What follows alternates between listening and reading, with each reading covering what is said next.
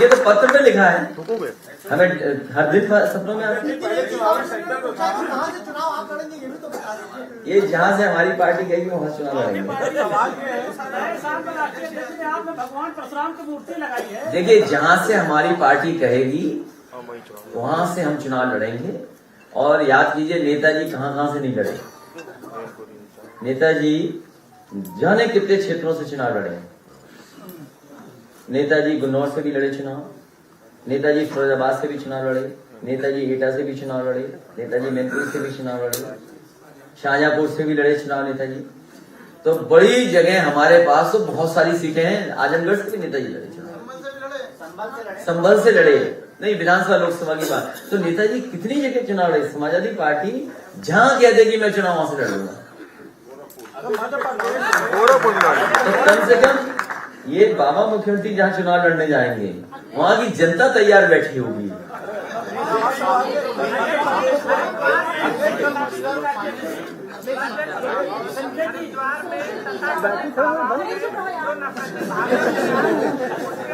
इनको पूछ लें तो आजकल इनको आगे बढ़ाना बताइए। सब पार्टियां बढ़ा रही हैं, इनका बोले फिर तुम्हारा पूछिए सवाल जवाब देंगे।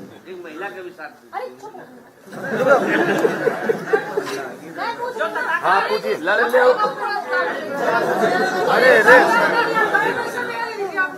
सोशल मीडिया पर मुस्लिम महिलाओं की तस्वीर को उसके खिलाफ है हम लोग। ये काम नहीं होना चाहिए और ये गलत काम है। सरकार को आखिरकार क्या इंटेलिजेंस सरकार की कर रही है, क्या सोच रही है? केवल विपक्षियों के फोन सुनने का काम करेंगे। इस तरह की जो घटनाएं हो रही हैं, इस तरीके से सोशल मीडिया पे किसी भी धर्म का या किसी की भी आस्था से कोई खिलवाड़ नहीं कर सकता। और इसके लिए सरकार को कहीं न कहीं निगरानी रखनी चाहिए, क्योंकि सरकार जानती है कि कौन लोग ऐसा कर रहे हैं। भाषण दिया, उसके उपरांत कोई कार्रवाई नहीं हुई। इसके बाद पूर्व सेना प्रमुखों ने और प्रबुद्ध जनों ने, किसने भाषण दिया? तथाकथित धर्म संसद में जो भाषण दिया गया, उसके बाद उन्हें जेल भेज देना। जेल तो चले गए हैं, और लोग भी जाने चाहिए, और लोग भी जाने जो गलत भाषा का इस्तेमाल। महाराज इनका सवाल ले लीजिए, बहुत देर तकलीफ है, इनका बहुत तकलीफ है इनकी। लो बोलो बोलोगे, हाँ लो। अरे बड़े पैमाने में नौकरी मिलेंगी। अभी घोषणा पत्र का इंतजार नहीं कर सकते आप? बीपीएड, टीईटी, बहुत सारे बड़े पैमाने पे पढ़े लिखे नौजवान जो हैं वो बेरोजगार हैं। हमारे घोषणा पत्र का इंतजार कीजिए। बीएड, बीपीएड, टीईटी वाले, शिक्षा में रोजगार से बड़ी संख्या में लोग हैं जिनके पास नौकरी रोजगार नहीं है।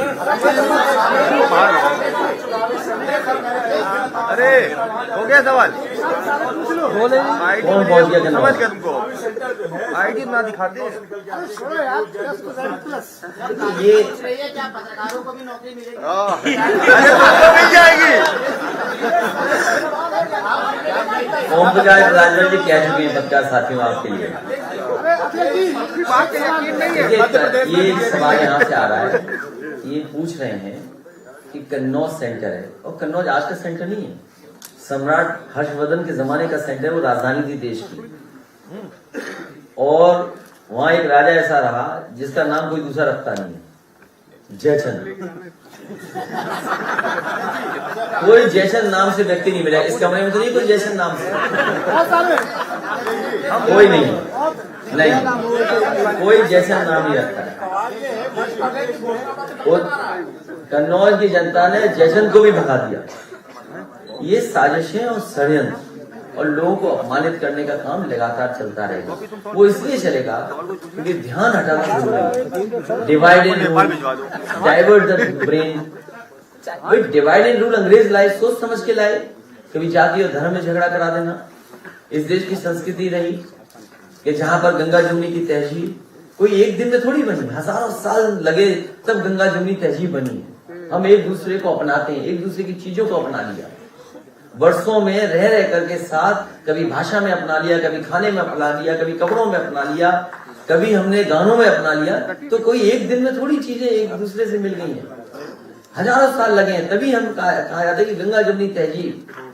तो ये जो कन्नौज का मामला है, केवल एक सिंपल सवाल है, एक सिंपल सवाल जिस इत्र व्यापारी पर पहले दिन छापा पड़ा, वो कौन लोग थे जिन्होंने समाजवादी इत्र से उसको जोड़ा और समाजवादी पार्टी से जोड़ा? जो लोग थे वो सब साजिश और षड्यंत्र करने वाले लोग हैं। जिन लोगों ने भी पहले दिन जिस पर छापा पड़ा है इत्र व्यापारी पर, जिन लोगों ने भी समाजवादी इत्र से और समाजवादी पार्टी से जोड़ा, उन्हें निर्देश मिले कहीं से और हमारे पत्रकार साथियों ने निर्देशों का पालन किया, बड़े ओबिडियंट हैं कुछ लोग, और उन्होंने निर्देशों का पालन किया और उसका प्रचार किया। तो कन्नौज के इत्र वो सौहार्द का इत्र है, मिलने का इत्र है। हर आदमी जीवन की खुशबू और खुशबू को नहीं समझता। जो आदमी अकेला रहता हो वो क्या खुशबू को समझेगा? हो गए तुम, कहां खो गए? पता नहीं किसको व्हाट्सएप कर रहे हो। तो इत्र का हर व्यक्ति को कुछ न कुछ खुशबू पसंद होती है, कुछ खुशबू उसको नहीं पसंद होती है। खाना हो, खाने में खुशबू है। ये जीवन की जो खुशबू है ये बीजेपी को नहीं पसंद। खुशबू पॉजिटिव है। अब वो बीजेपी कहे तो उसका भी बना देंगे इत्र, पता है तो हमने बनवा के भिजवा देते। कन्नौज के लोग मिट्टी का भी इत्र बनाते हैं और हर एक का एक अपना फार्मूला होता है। इत्र छोटा मोटा कारोबार नहीं है, बड़े पैमाने पे दुनिया में कारोबार है इसका। इस सरकार को उस कारोबार को बढ़ाना चाहिए था, ना कि अपमानित कर रहे हैं। और सोचिए अल्पसंख्यकों पे कितना हमला है। वो अल्पसंख्यक थे दोनों, इसीलिए हमला उन पर हुआ है। जैन समाज क्या है आबादी में बताओ? 45 लाख, 50 लाख होगा, 50 लाख से ज्यादा जैन समाज नहीं है आबादी में। उन पे हमला हुआ कि नहीं हुआ? पहले एक कारोबारी को, और वो भी अगर छापा मारा है तो फिर दूसरे पे क्यों अपनी छापा मारा? वो इसलिए छापा मारा क्योंकि पहले छापे में उनकी नाक कट गई। और एक रिजर्वेशन हुआ करता था एंग्लो इंडियंस का, विधानसभा में एक सीट हुआ करती थी, नॉमिनेशन से पहुंचते थे। लोकसभा में सीटें थी, भारतीय जनता पार्टी आई तुरंत हटा दिया वो भी रिजर्वेशन। वो कौन लोग थे जिन्होंने हरियाणा में मूर्ति को तोड़ा है? सिख समाज पर क्यों अन्याय हो रहा था, अत्याचार हो रहा था, और आतंकवादी तक कह दिया गया था, और कहा कि ये लड़ाई किसानों की नहीं है, हिंदू और सिखों की लड़ाई है। ये कौन लोग थे? इसलिए इनके जीवन में कोई खुशबू नहीं है, ये कभी खुशबू पसंद नहीं कर सकते। ये कारोबार के खिलाफ है, क्योंकि कारोबार हमें और आपको जोड़ता है। अगर कन्नौज का कारोबार है तो किसान कहीं ना कहीं मेहंदी उगा रहा है, कहीं ना कहीं बेला उगा रहा है, कहीं ना कहीं से केवड़ा ला रहा है। केवड़ा लाने वाले की जात क्या है, इत्र बनाने वाला कौन है, लगाने वाला कौन है। तो कारोबार हमें जोड़ता है, व्यापार हमें जोड़ता है। ये कभी कारोबार और व्यापार की बात नहीं करेंगे, ये केवल नफरत की बात करेंगे। इनके अंदर केवल नफरत की दुर्गंध है, और ये तो फूल पेड़ों के नाम नहीं जानते।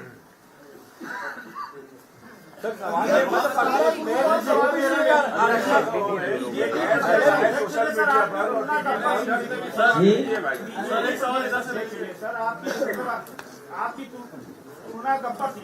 क्या चीज? अरे वो तो सुपर हिट फिल्म थी भाई, वो कोई बात नहीं। क्या फिल्म थी, क्या फिल्म थी सोचो। तुमने अगर न देखी हो दोबारा देख लो तुम। सुपर हिट फिल्म देखिए, और कितनी फिल्म सुपर हिट थी। ये पता है कहाँ शूटिंग हुई? 1 मिनट, शूटिंग कहाँ हुई थी?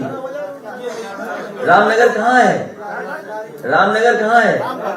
रामगढ़, सॉरी, कहाँ बनाया था? वही रामगढ़ और रामनगर वही है, एक ही है। ये बेंगलोर मैसूर हाईवे पर लेफ्ट साइड में है। सोचिए आप, कितनी सुपरहिट फिल्म थी बताइए। ये किसने तुलना की है बताओ? हमें कौन है गब्बर जिसने तुलना की है? किस गब्बर ने की है बताओ ना, कौन है? अच्छा तो हमारे गब्बर ने कहाँ गए प्रदेश अध्यक्ष? ये है गब्बर हमारे। गब्बर को जवाब दो, आज देंगे जवाब। उनके आपने नहीं देखी वो जन सेवा यात्रा, कई जगह की तस्वीर मैंने देखी है, कई जगह की तस्वीर आई है। वो ऐसी तस्वीर है कि चौमिन ठेले पे भी ज्यादा भीड़ दिखती है। अब जाने दोगे हम लोगों को कि नहीं जाने? जाइए जाइए, धन्यवाद धन्यवाद धन्यवाद। जाति जनगणना होगी, बात करो। हम सब लोगों ने तय किया है कि जाति जनगणना होगी। हम समाजवादी लोग जाति जनगणना के पक्ष में बहुत हैं। बहुत धन्यवाद धन्यवाद धन्यवाद।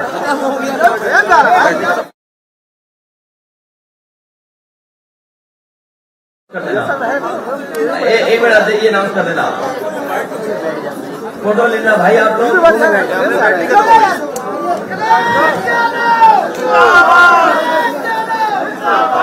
अब भीड़